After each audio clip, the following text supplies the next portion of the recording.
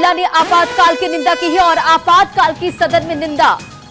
ओम बिरला की तरफ से देश में तानाशाही थोपी गई थी। ओम बिरला ने कहा है देश को जेल खाना बना दिया गया था, आपातकाल में लोगों के अधिकार छीने गए थे। तो देखिए, ओम बिरला एक बार फिर लोकसभा के स्पीकर बन गए हैं और बुधवार को उन्हें ध्वनिमत से स्पीकर चुना गया। आपको बताते चले कि एनडीए ने राजस्थान के कोटा से तीसरी बार सांसद ओम बिरला को अपना प्रत्याशी बनाया था, जो चुनाव जीत चुके हैं। और इमरजेंसी की निंदा लोकसभा में ओम बिरला ने की है। प्रधानमंत्री नरेंद्र मोदी ने सदन में अपने कैबिनेट का परिचय कराया। इसके बाद स्पीकर ओम बिरला ने इमरजेंसी की निंदा की और इसे देश के इतिहास का एक काला अध्याय बताया।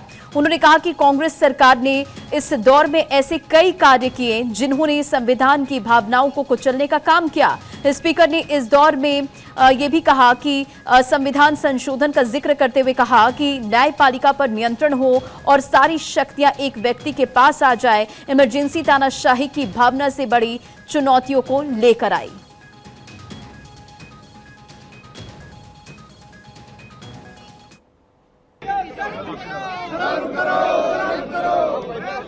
भाई थोड़ा पीछे हो सारे लोग प्लीज।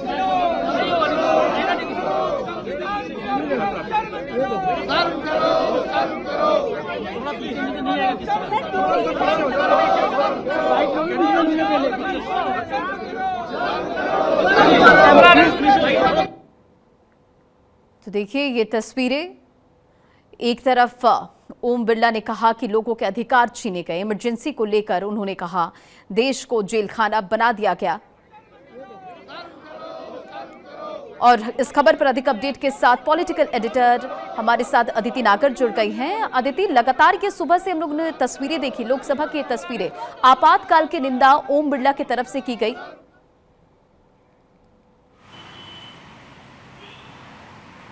बिल्कुल, और ये अपने आप में बहुत सारे सवाल उठाता है। और ये अपने आप में आज देखिए आप, शुरुआत से जैसे प्रधानमंत्री का लगातार ओम बिरला की वो तारीफ करना, कहीं ना कहीं ये वो जस्टिफिकेशन भी दिखाता है कि जिस तरीके से प्रधानमंत्री अपने सारे कैबिनेट के चेहरों को रिपीट कर रहे हैं, स्पीकर को रिपीट करना, उन्होंने उनके काम की तारीफें की।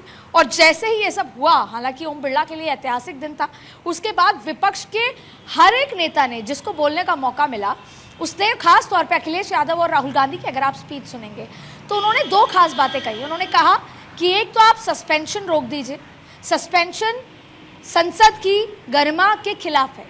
बार बार ये बात कही गई कि निष्कासन अच्छा नहीं है और आपको नहीं करना चाहिए। दूसरा कहा कि जितनी आप सत्ता पक्ष की सुनते हैं या समझेंगे, उतनी आपको विपक्ष के लिए सुनना है। यहाँ तक ये भी कहा गया कि the house belongs to opposition. तो ये तमाम बातें कहीं ना कहीं जो अपोजिशन है वो एक साइकोलॉजिकल इम्पैक्ट, प्रेशर क्रिएट करने की कोशिश की गई। लगातार विपक्ष के हर एक नेता ने पिछले 5 साल को याद करते हुए आगे के 5 साल स्वर्णिम हो, उसके लिए विपक्ष की आवाज़ को बोलने का, विपक्ष को बोलने का मौका दिया जाए, उन सबकी बात कहीं ना कहीं ओम बिरला को कही और इस बात की जिम्मेदारी उनको बताई। फिर जब ओम बिरला स्पीकर का भाषण आता है, उन्होंने तमाम मुद्दों पर बात करते हुए इमरजेंसी को याद किया। यह अपने आप में एक बड़ी बात है। और संभवतः कल जब राष्ट्रपति अपनी स्पीच में सरकार के अगले 5 साल का लेखा जोखा कार्यकाल के बारे में बताएंगी, आगे की सरकार की दिशा बताएंगी, तो संभवतः, और आज ही कहना इसलिए भी महत्वपूर्ण है क्योंकि कल 25 जून था, आज 26 जून है, प्रधानमंत्री ने भी उसका जिक्र किया था। और ऐसे में उस कार्यकाल को याद करना, 25 जून आपातकाल को याद करना, कहीं ना कहीं विपक्ष के लिए एक चर्चा का मुद्दा रहा। और विपक्ष कहीं ना कहीं वही बात दोहराई, चाहे अगर सदन के अंदर, सदन के बाहर, कॉरिडोर के अंदर चर्चा का मुद्दा रहा। ये कहा कि आगे की तस्वीर कैसी होगी, ये ओम बिरला का ये बयान काफ़ी कुछ दर्शाता है।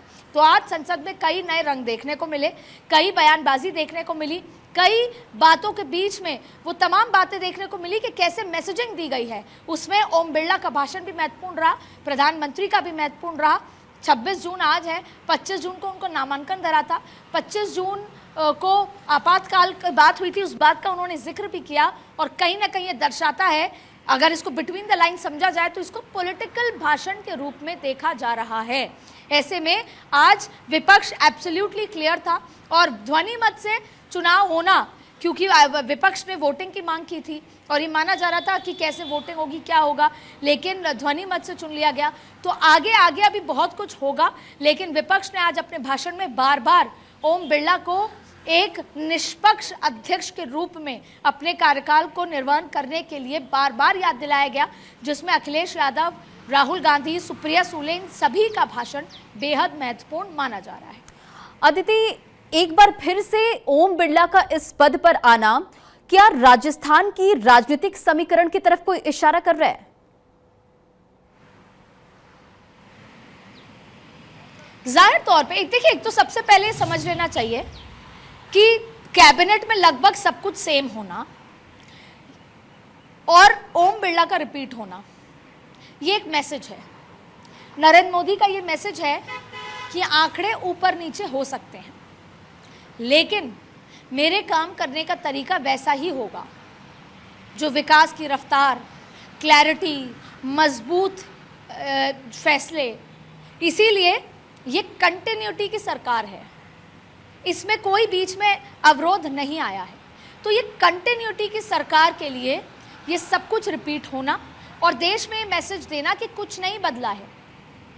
ना तो विपक्ष, अगर आंकड़े बढ़े हैं तो कोई बहुत मजबूत हुआ है, ना हमारी अलायंस की सरकार है तो हम कमज़ोर हुए हैं, ऐसा कुछ नहीं हुआ।